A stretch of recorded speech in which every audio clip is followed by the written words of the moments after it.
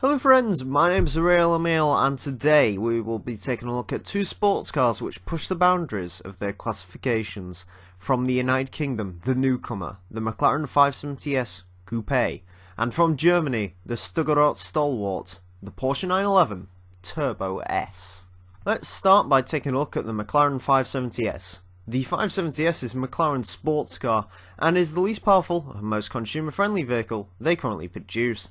Meant to appeal more towards the mass market, the 570s is designed to be easy to live with, as well as a fair bit cheaper than its bigger brothers. Of course, with a car like this, looks are a big part of the appeal, and honestly, I'm not really a fan. While McLarens such as the 675LT and P1 look great, this smaller McLaren honestly looks kinda odd to me. It's a little too rounded, and a little bit too oddly proportioned for my own personal liking.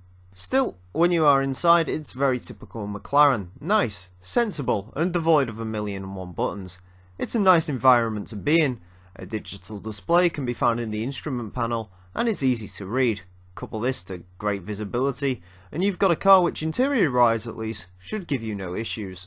Power comes courtesy of the 3.8 litre twin-turbocharged V8 we've seen in pretty much every single road-going McLaren since the MP4-12C. In the 570s it produces 562 horsepower and 442 pounds-feet of torque. This allows the 570s, despite being the budget McLaren, to go from 0 to 60 miles per hour in 3.1 seconds and onto a top speed of 204 miles per hour. When you consider the 570s only weighs 3,016 pounds, it means the 570s feels very quick indeed. Upon driving the 570s, the first thing you notice is the excellent launch, especially when you consider it's a rear-wheel drive car. It is incredible. This is one of the quickest rear-wheel drive cars off the line out there, and even after you've left the line, the 570s gives great acceleration, which is helped out by a 7-speed double-clutch gearbox that is very reactive and offers good out-the-box ratios, although Gear 6 and 7 will never really be used for anything other than the occasional Le Mans blasts. Through the corners, however, the 570s does suffer with a surprisingly moderate amount of understeer, and this can be a little tricky to get used to. And during my time with the 570s, I can't really say I ever fully did. Fortunately, however, unless you are being an utter fool with the throttle, the rear end won't break free, meaning at least you don't have to worry about that. Brakes are average in its class, not spectacular by any stretch, but they will stop the car well enough. Overall, the 570s is ultimately a little disappointing when compared to the other McLarens on offer, which do drive a bit better. Now, let's take a look at the car the 570s has its sights set on the most. This is, as you probably know, a Porsche 911, one of the most established sports cars in the world.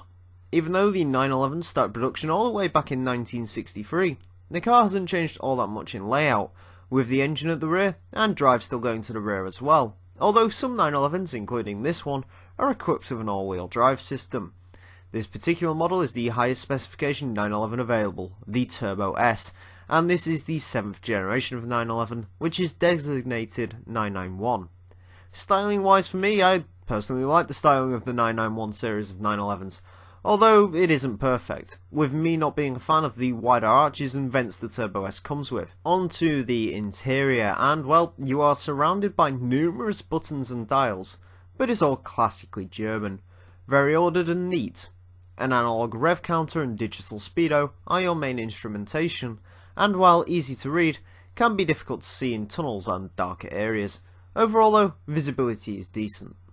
The 911 Turbo S is powered by a 3.8 litre flat-six engine with a twin-turbo kit.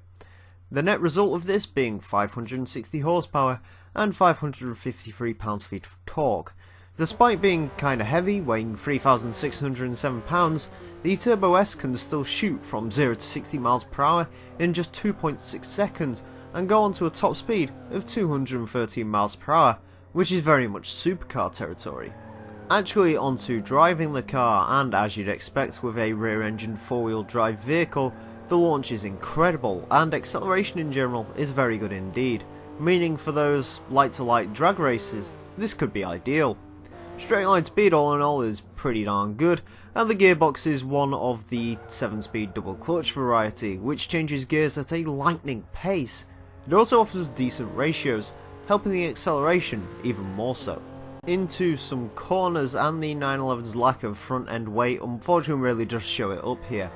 The 911 suffers from mild to moderate understeer, with the all-wheel drive system not particularly helping this matter. The rear end can break free should you turn in hard enough, and the 911 can have some stability issues when the rear end slips. Still, it's a pretty easy car to drive, more so than most other sports cars, and even some supercars. Brakes are also very decent, getting the car stopped very well. Overall, the 911 Turbo is very similar to the 570S in the driving dynamics. However, I felt the 911 Turbo S was easier to learn, if just a little bit slower in the straight line, and having a little bit more of a heavier feeling. So, despite having two different drivetrains and two different engine configurations and positions, you may have noticed these cars are surprisingly similar in the way they both drive, and hell, even more so than that, they are within 2 PI of each other, and even cost the same at 150,000 credits, which is actually pretty reasonable. However, I do need to crown a winner today, and, well, it goes to the Porsche 911 Turbo S. For my money, this is the better drive of the two, and genuinely offers more car for your money. The McLaren is pretty good, and that launch is incredible, but ultimately that car's handling does really let it down. The Porsche is the nicer of the two to drive, and while I couldn't really wrap my head around the 570S, I had no real big issues with the 911 Turbo S and learning it. Sure, the 570S is a little quicker in the straight line, but the 911's advantages do outweigh the few things the 570S can do better. So, there you go. My question to you, friends, is which one would you rather have? Let me know in the comments below. Anyways, friends, as always, I want to thank you all very much for watching. If you've got any cars you'd like me to review and take a look at, then leave them down below in the comment section. So yeah, thank you all very much for watching. My name has been the Real Emile, and until next time, farewell.